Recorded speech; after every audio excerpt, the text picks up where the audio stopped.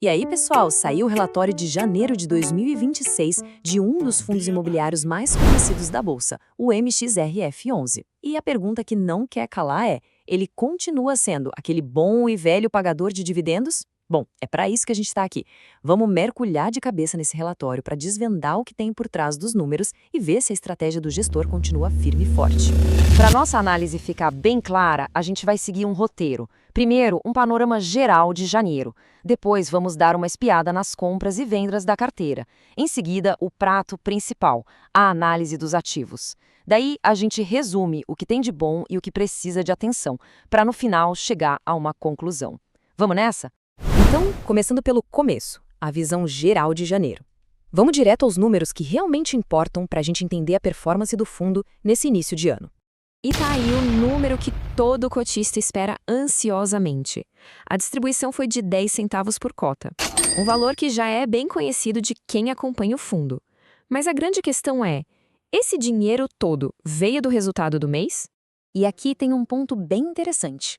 Olha só, o fundo gerou, em caixa, 9 centavos e meio por cota, mas distribuiu 10. Ué, como assim? Simples, ele usou a reserva de lucros.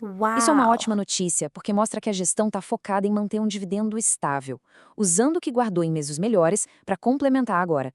É uma estratégia que traz mais previsibilidade para quem investe.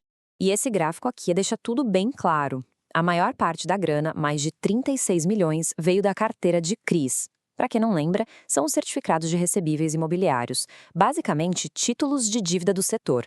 Eles são o verdadeiro motor do fundo. O resto do caixa veio de posições em outros fundos e de operações de permuta. Certo? Agora vamos ver o que o gestor andou fazendo, o que ele comprou, o que ele vendeu. Essas decisões táticas dizem muito sobre a visão dele para o futuro. E olha, a gestão não ficou parada não. Vendeu um pouco de 2 fundos, liquidou a posição inteira em outro, levantando aí uns 5 milhões de reais.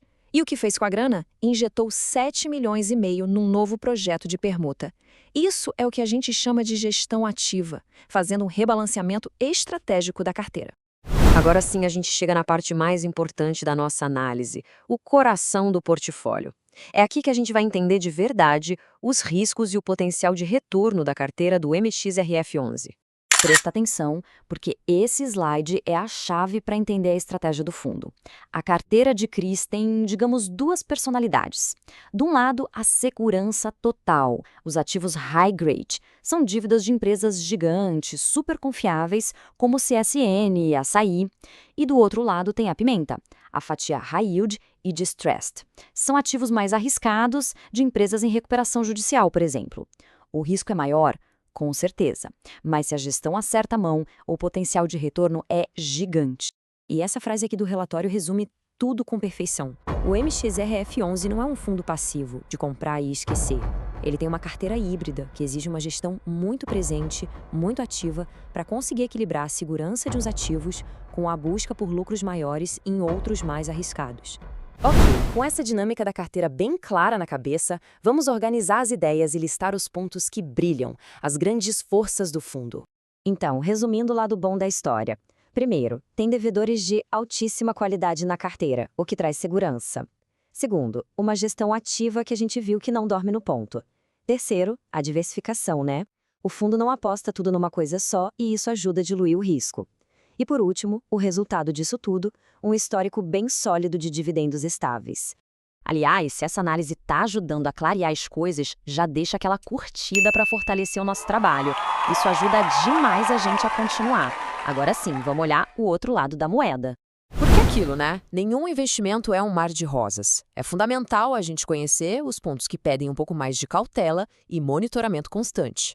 E o principal ponto de atenção está justamente naquela parte mais apimentada da carteira, os ativos distressed.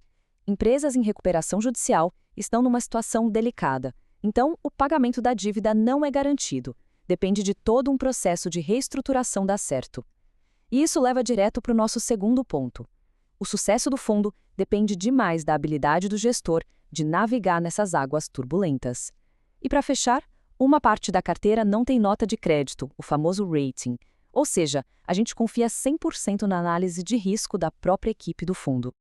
Muito bem. Passamos pelos números, pela estratégia da carteira, pelos pontos fortes e pelos riscos. Agora é hora de juntar todas essas peças do quebra-cabeça e chegar ao nosso veredito. No final das contas, se a gente tivesse que colocar um rótulo no MXRF11, seria exatamente este, um fundo híbrido. Ele tenta pegar o melhor dos dois mundos. A estabilidade dos ativos super seguros e, ao mesmo tempo, aquele potencial de rentabilidade extra dos ativos mais arriscados.